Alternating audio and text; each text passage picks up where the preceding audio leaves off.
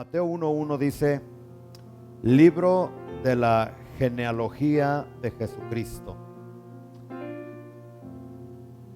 hijo de David, hijo de Abraham.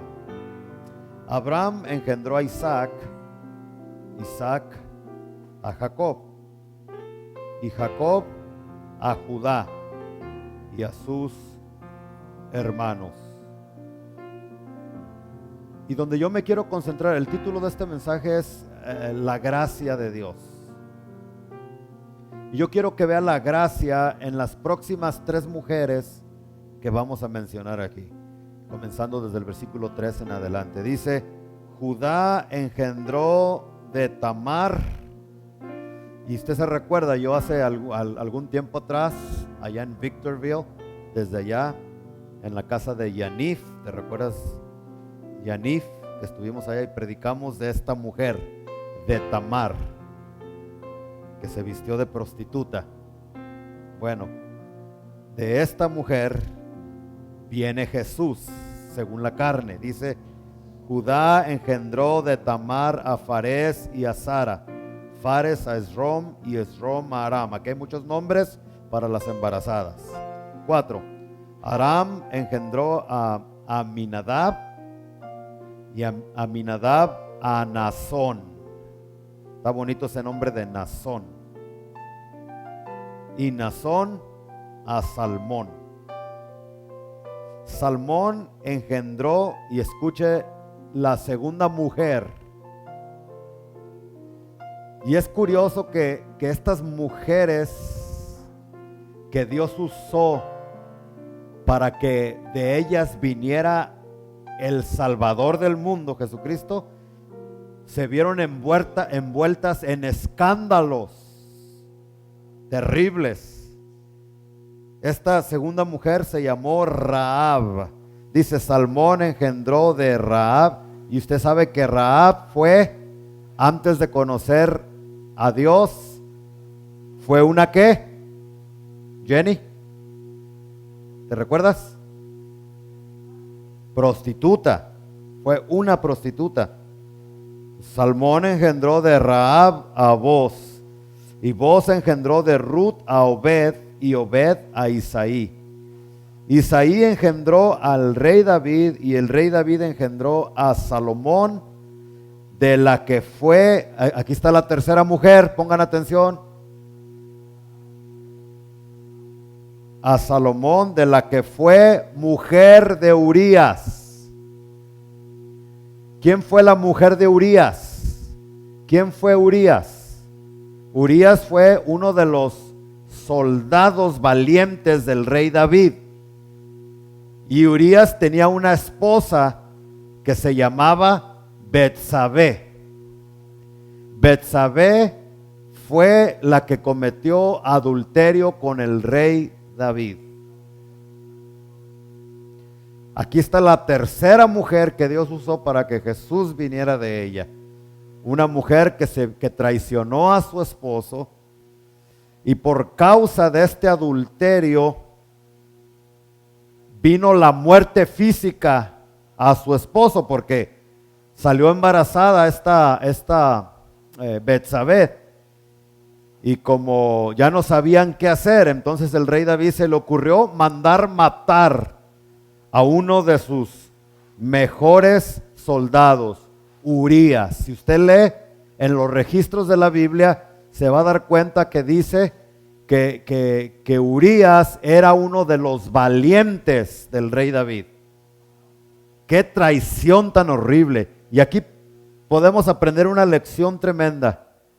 Que cualquier pecado, sea cual sea ese pecado, siempre te va a llevar a otro pecado. Tomemos por ejemplo a David. David adulteró, pero después del adulterio, ¿qué vino?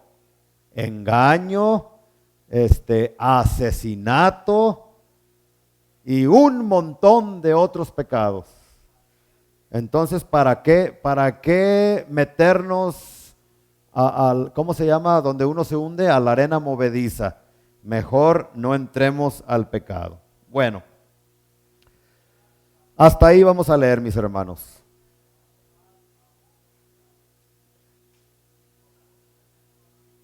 Sí, muchas gracias, muchas gracias. Me confunde un poquito. Ok, vamos a comenzar haciéndonos la pregunta, ¿qué es gracia? Como les he venido enseñando por algún tiempo, la gracia tiene diferentes significados. Uno de ellos es gracia, apúntalo, gracia es el poder que Dios te da para que puedas hacer lo que no puedes hacer en tus propias fuerzas. Gracia es la habilidad que Dios te da para que puedas hacer las cosas que tú no puedes hacer en tus propias fuerzas. Eso es lo que la Biblia nos enseña. Segunda de Corintios, vamos a Segunda de Corintios, el capítulo 12, versículo 9. Aquí leemos que el apóstol Pablo le estaba atacando un aguijón. Vamos a leer desde el versículo 7. Dice: y para que la grandeza de las revelaciones no me exaltase desmedidamente, me fue dado un aguijón en mi carne. No se nos dice que es un aguijón. Algunos dicen que el aguijón era una enfermedad. Otros dicen que el aguijón era diferentes interpretaciones. O dicen que era un demonio, haya sido una enfermedad, haya sido un demonio, haya sido problemas. El asunto es que le fue dado un aguijón en su carne, un mensajero de Satanás que lo abofeteaba para que no me enaltezca sobremanera. Y luego fíjese lo que dice en el versículo 8. Si le pueden bajar aquí también un poquito más, por favor. En el versículo 8 dice: respecto a lo cual 3 veces he rogado al Señor, ahí está bien, que lo quite de mí. ¿Y cuál fue la respuesta de Dios? 3 veces le había dicho: quítame este aguijón, pero fíjese lo que Dios le dice en el versículo 9. Y me ha dicho: bástate mi gracia. Es bien importante, muchachos, leer la escritura y no irse solamente por lo que te dicen. Porque muchos teólogos, muchos pastores, muchas personas dicen que cuando Pablo le pidió a Dios 3 veces que le quitara ese aguijón, que Dios le dijo: no te lo voy a quitar. Pero eso no es lo que la Biblia dice. Mire la respuesta de Dios otra vez. Léalo por usted mismo, que no le cuenten, que no le digan, que no lo transien. Por eso es bien importante que cuando estás escuchando un sermón, tienes que abrir tu Biblia para que no te engañen. Aunque yo tenga cara de arcángel, también te puedo engañar. Por eso verifica todo lo que te enseño con la palabra de Dios. Eso una secta no te lo va a decir. Fíjese lo que le contestó: bástate mi gracia. Es lo que le dijo. No dice que no se lo quitó, sino bástate mi gracia. ¿Y cuál es la definición de gracia? El poder de Dios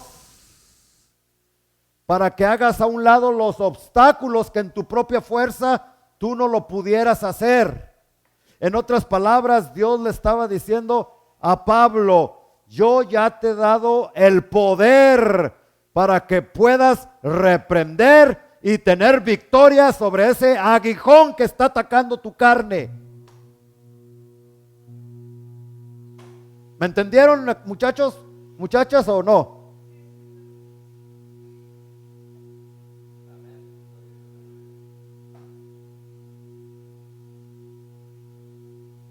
A eso se está refiriendo. Eso es la gracia.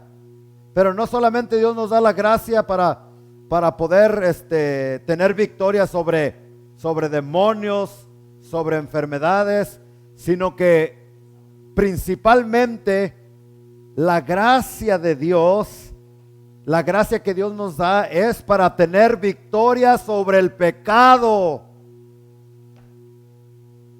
¿De qué te sirve estar bien sanito sin ninguna enfermedad, pero bien agobiado y manchado por el pecado? Entonces la gracia es el poder que Dios te da para que puedas vencer el pecado, para que puedas vencer el mal, para que puedas tener victoria sobre las tentaciones. ¿Sí me están? Ojalá y me esté explicando bien. La gracia no solamente nos salva, sino que está la gracia transformadora de Dios que nos ayuda a dejar el pecado, a tener victoria sobre el pecado. Por eso es bien importante que entendamos qué es lo que gracia significa. Pero eso no es mi tema hoy. Yo solamente quería recordarte, enseñarte que si tú ya viniste a Cristo, no estás solo. Ay, es que yo no quiero venir a hacerme cristiano porque entonces voy a tener que dejar de tomar y no voy a poder dejar esto, no voy a poder dejar aquello. Escúchame bien. El cristianismo no se trata de lo que tú puedes hacer en tus propias fuerzas. El cristianismo se trata de lo que Cristo puede hacer en ti. Por eso Pablo decía, ya no vivo yo, sino Cristo vive en mí. La gracia redentora, la gracia transformadora de Cristo nos ayuda a dejar cualquier pecado que nos está agobiando. ¿Cuánto le dan la gloria al Señor por su gracia? Pero no solamente gracia significa poder para hacer lo imposible, sino que gracia, y esto la mayor parte de los cristianos, hasta los no cristianos conocen esta definición. Gracia, favor inmerecido, favor que no me merezco. Ese es otro significado de la palabra gracia. Y si leemos, ahorita no, obviamente no tenemos tiempo para leer la historia de estas tres mujeres, que fue, ¿quién les dije? La que se vistió de prostituta, ¿quién era? Tamar, la que era prostituta, Rahab, y la que adulteró con David, el rey David, Betsabé. Si se fija, estas tres mujeres que Dios usó para que su hijo viniera a esta tierra, estuvieron envueltas en pecados sexuales, de los peores pecados, porque la Biblia nos dice que uno de los peores pecados es el adulterio, porque cualquier otro pecado está fuera del cuerpo, pero el que adultera contra su propio cuerpo peca. Qué tremendo, ¿verdad? Bueno, si alguien entendió no solamente en teoría lo que es la gracia de Dios, porque hay muchas personas que saben la definición. Oh, gracia es un favor que no me merezco, un regalo que no me merezco. Eso es solamente teoría. Una cosa es saber la teoría y otra cosa es la realidad, la práctica de esas profundidades de la palabra del Señor. Si alguien experimentó la gracia de Dios en sus vidas, fueron estas tres mujeres. A pesar de esos pecados sexuales en las que ellas se vieron envueltos, la Biblia nos dice que Dios las perdonó a las tres. Pero la gracia de Dios va más allá del perdón, amados hermanos. El perdón es la base y es el comienzo solamente de lo que la gracia transformadora de Dios hace por el pecador. Si eso fuera lo único, sería suficiente.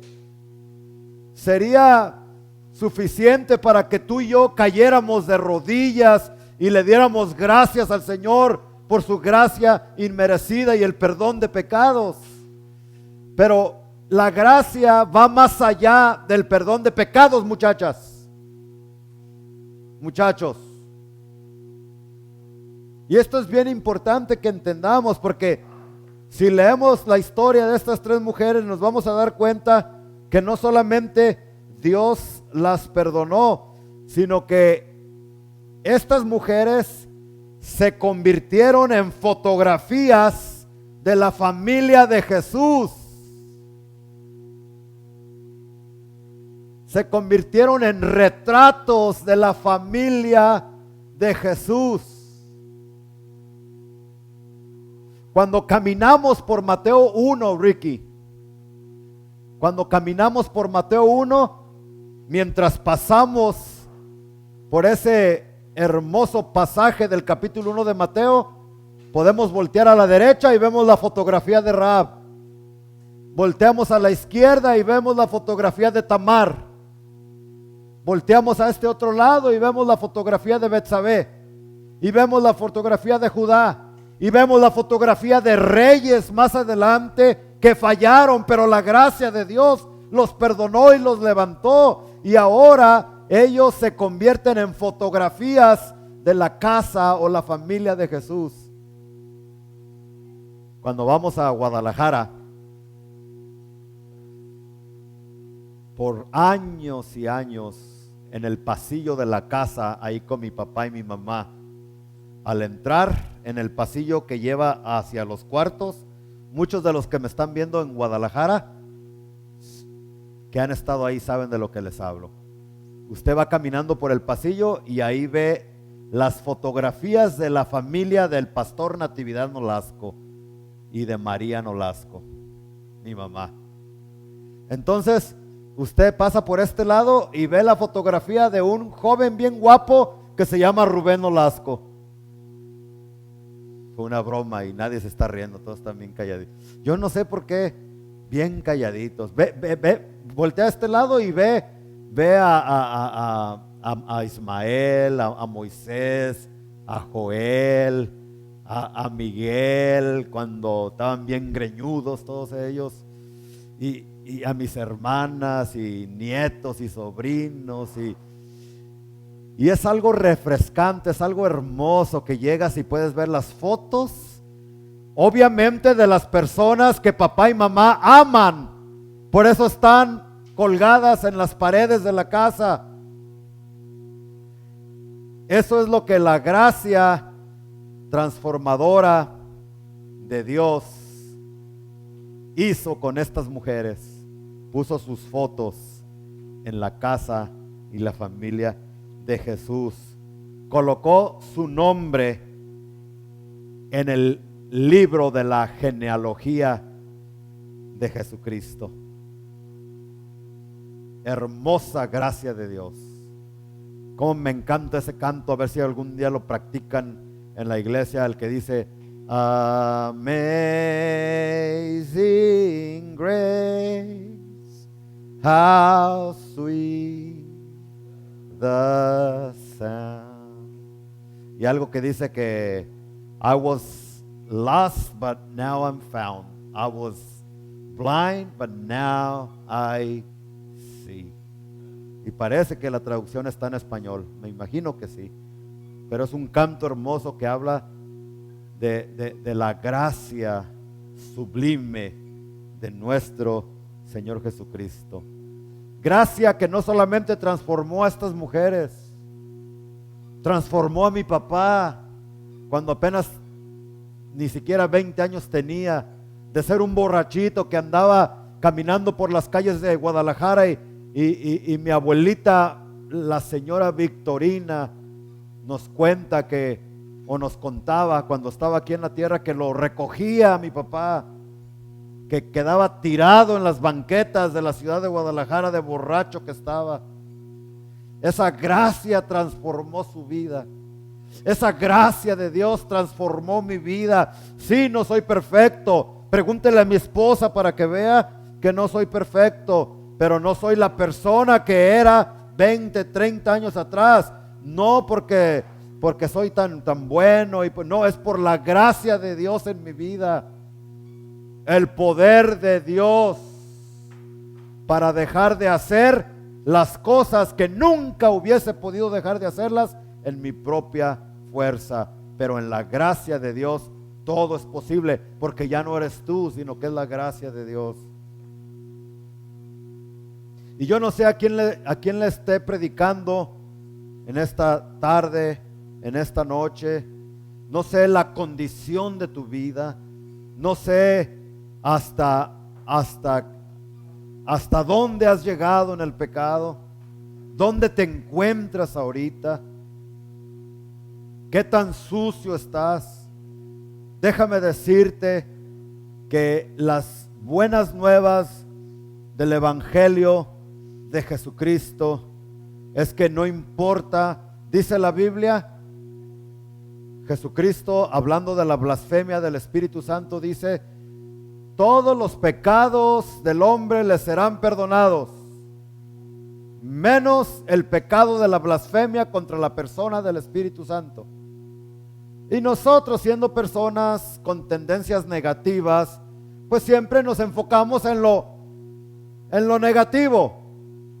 Dios dice: todos los pecados le serán perdonados al ser humano, menos uno. ¿Y en qué nos concentramos? ¿En qué nos enfocamos, Jenny?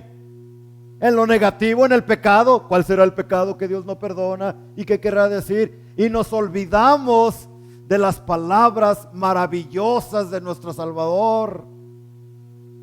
No nos acordamos de que dice: todos los pecados le serán perdonados a los hombres. Aborto, te será perdonado si te arrepientes. Adulterio, te será perdonado. Violación de niños, te será perdonado. Asesinato, matando a una persona y haciéndola a pedacitos, te será perdonado. Todo pecado le será perdonado a aquella persona que se humille delante de la cruz, de los pies de Jesucristo. Esa es la gracia transformadora. Pero hay un requisito. ¿A cuál requisito me estoy refiriendo, estudiantes? Ya se los he dicho por años.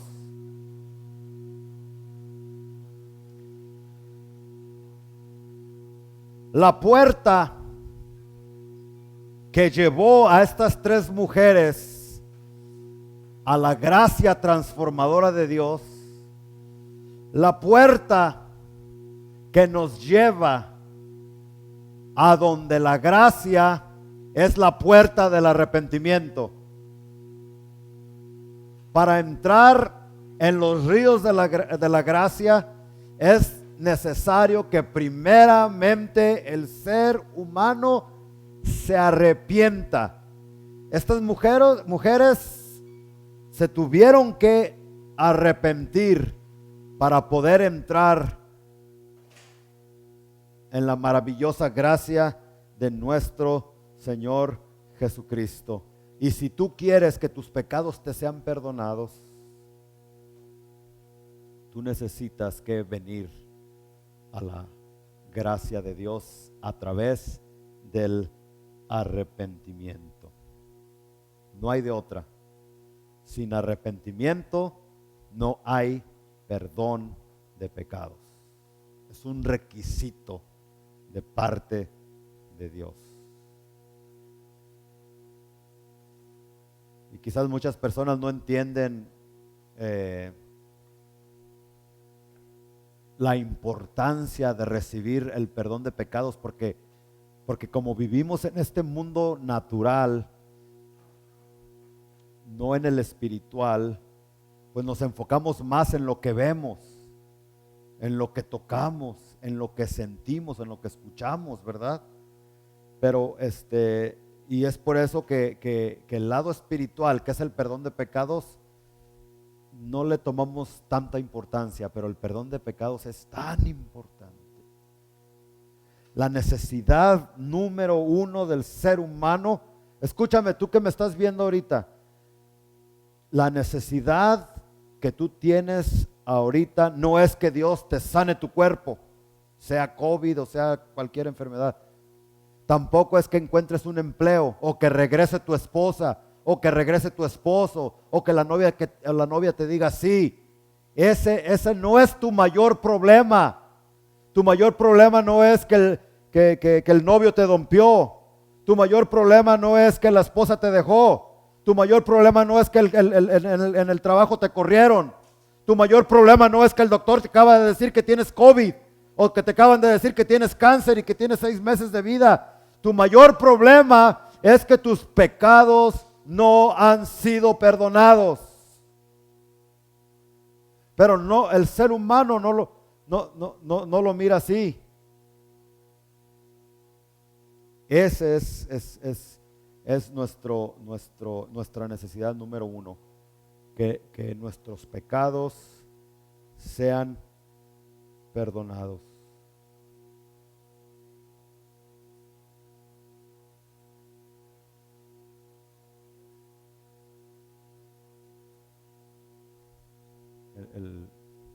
En los salmos, cuando usted lee algún salmo,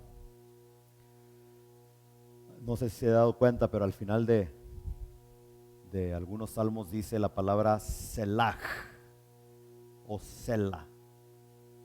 Eso quiere decir calla y medita en lo que acabas de escuchar. Y por eso es que yo hago este silencio, para que medites en lo que acabo de decir. Selah.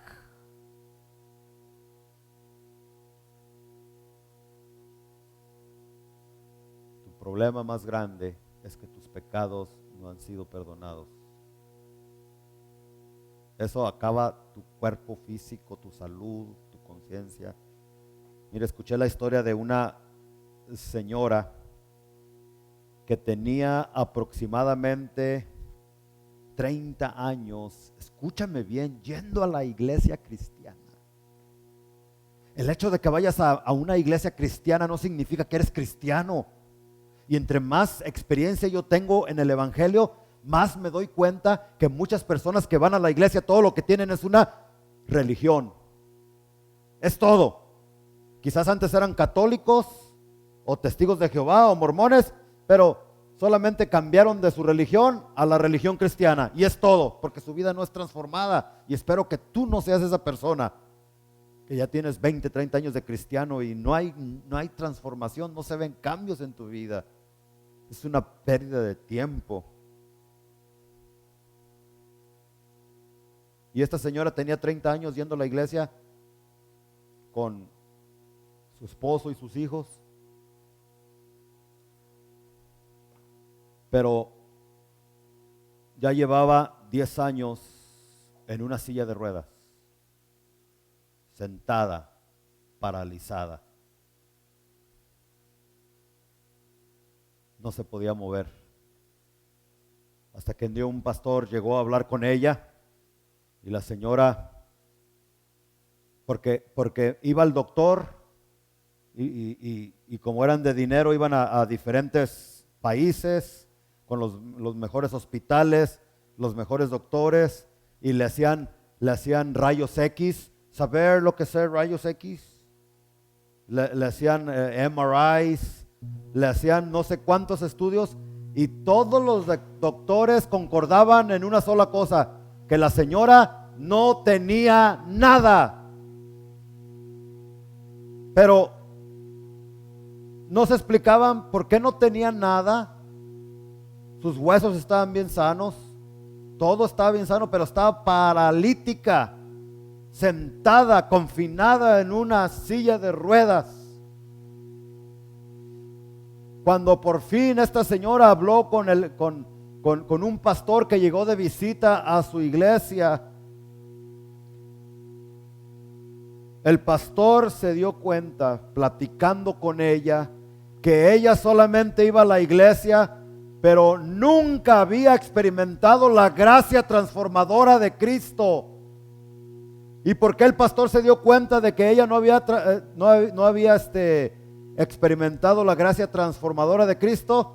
porque la señora le confesó algo terrible. Le dijo: pastor, yo soy una desdichada. Voy a la iglesia, mis hijos, mi esposo, pero yo no soy feliz. Míreme la condición en que estoy. Mire cómo vivo. Y yo nomás a usted le voy a confesar y le voy a decir por qué estoy así. Porque hace 20 años atrás yo me acosté y tuve sexo con el mejor amigo de mi esposo. Lo traicioné. Me metí con él. Y ya han pasado muchos años y nadie sabe esto. A nadie se lo ha platicado. Ni siquiera a Dios se lo he dicho. A nadie le he dicho de esta cosa por miedo a que mi esposo me descubra. Pero ya no aguanto más. Esta señora no se había arrepentido. No había entrado por la puerta, que la única puerta que te lleva a la gracia transformadora de Dios. ¿Cuál es esa puerta? El arrepentimiento. Ella se arrepintió, confesó su pecado y poco a poco la gracia de Dios comenzó a transformar su vida, aún su matrimonio, y su cuerpo poco a poco comenzó a tener movilidad. Y estaba así porque no había recibido el perdón de pecados. ¿Te fijas de la importancia de ir ante los pies de Jesucristo y pedirle perdón? Ahora entiendes por qué te digo que tu mayor problema no es el problema que estás experimentando ahorita. La causa principal es que tus pecados no han sido perdonados. Hace algunos años atrás yo me di un golpe en la, ¿cómo se llama esta? Aquí. Sí, en español, ¿cómo se llama? La espinilla. Y después abajo en el pie se me puso morado y me dolía tanto ahí. Y yo decía, ¿qué está pasando? Si el golpe fue arriba y me duele abajo.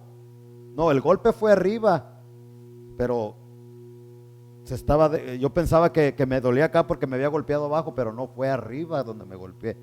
Y así es, muchas personas piensan, no, mi problema es que me dejaron, mi problema es que mi enfermedad, tu problema es que necesitas que arrepentirte para que la gracia de Dios te pueda perdonar, te pueda transformar. Porque cuando vienes a Cristo, yo les dije la otra vez que arrepentimiento no es dejar el pecado, arrepentimiento es volver a Dios, regresar a Dios.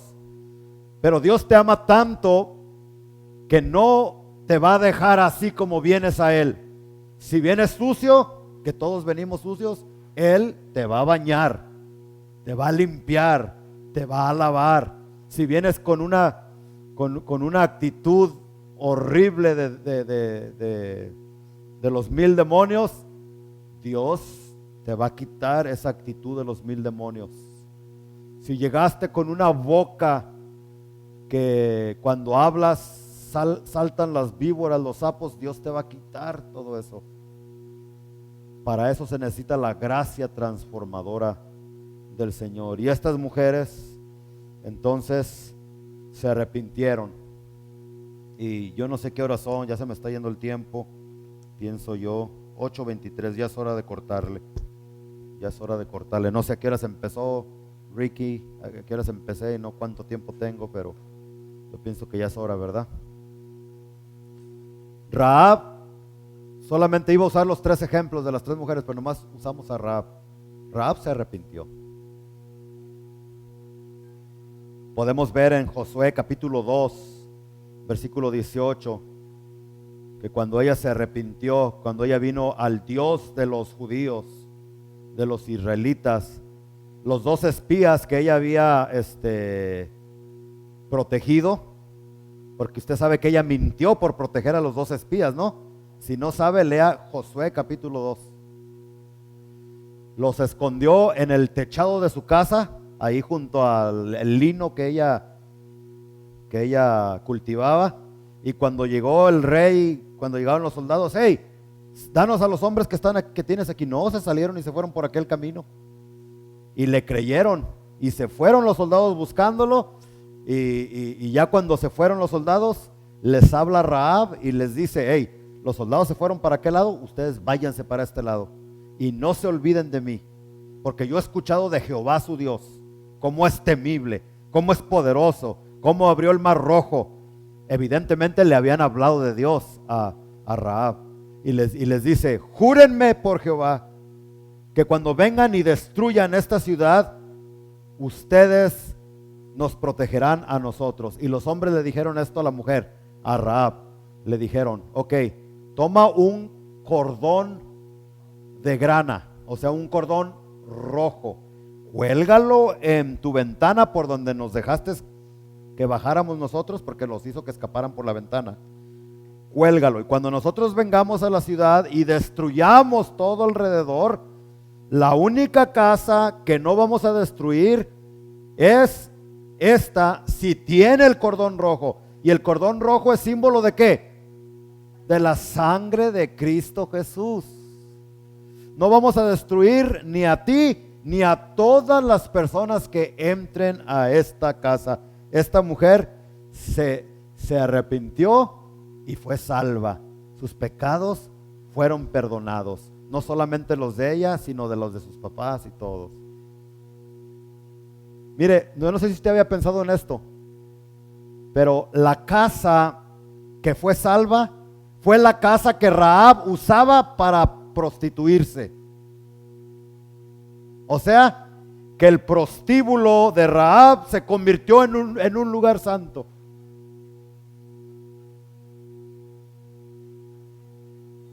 El lugar, la casa que se usaba para prostitución,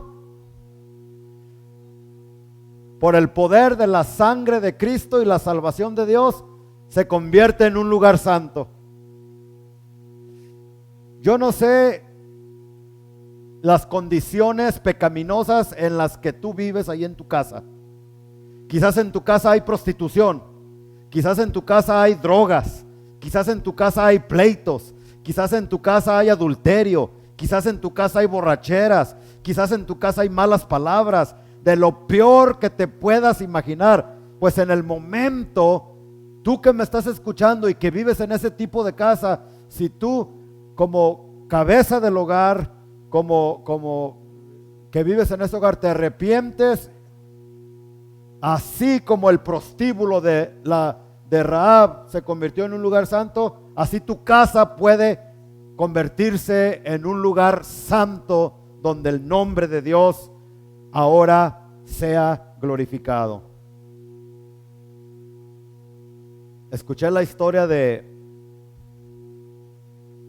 un hombre, y me da vergüenza hablar de esto, especialmente delante de las muchachas, pero bueno, ni modo.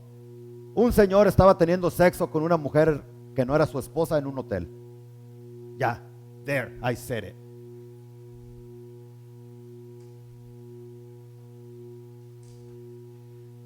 Y cuando estaba en pleno acto, teniendo relaciones sexuales ahí en la cama con esa mujer del hotel, cuando él estaba con esa mujer, él vio la ventana del hotel, y esa ventana de ese cuarto evidentemente había mucho crimen y mucha actividad pornográfica y cochinadas ahí, balazos, porque vio que había un agujerito en uno de los cristales de la ventana.